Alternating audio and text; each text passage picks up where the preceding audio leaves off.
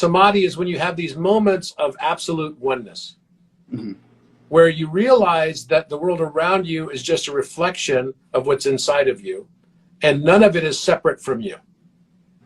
So you see people and you have this incredible empathy, and you can put yourself entirely in their shoes, or even for animals or anything, even plants, it doesn't matter. The whole world around you becomes this blissful state, Mm-hmm.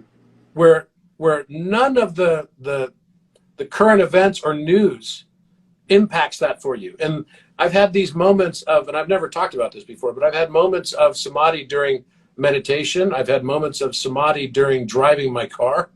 Yeah, I have those a just lot. feel gratitude.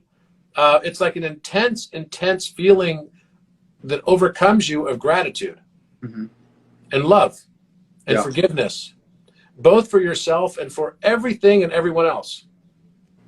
And so when you start to experience that, at least my own personal experience has been, and of course, geometric practice, I call it meditative geometry because geometry is meditative for me.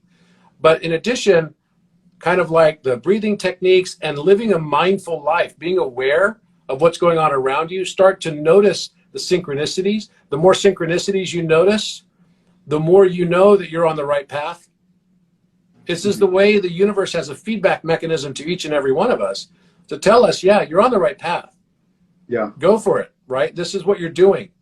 And this is you communicating, crossing that transom, that barrier between the conscious mind and the subconscious mind.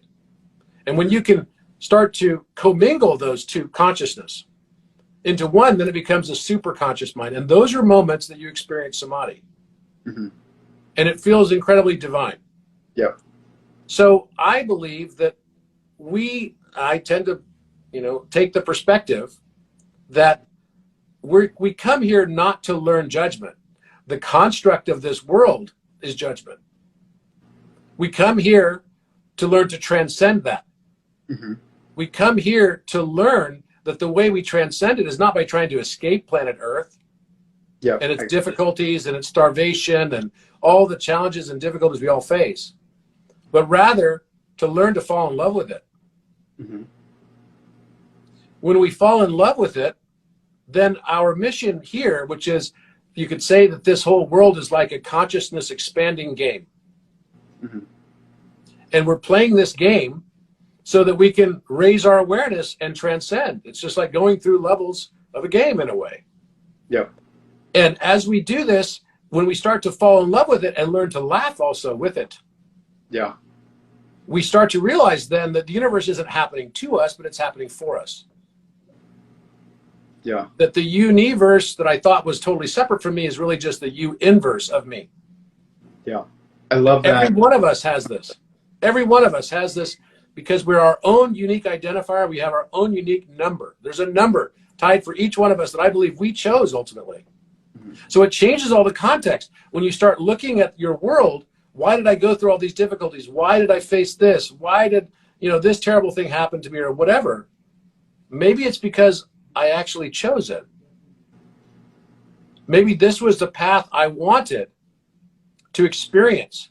And maybe the classrooms of the future are not in some damp, dreary classroom environment where you're listening to somebody lecture on and drill on and on. Maybe it's living, experiencing what we're now experiencing here. Mm-hmm.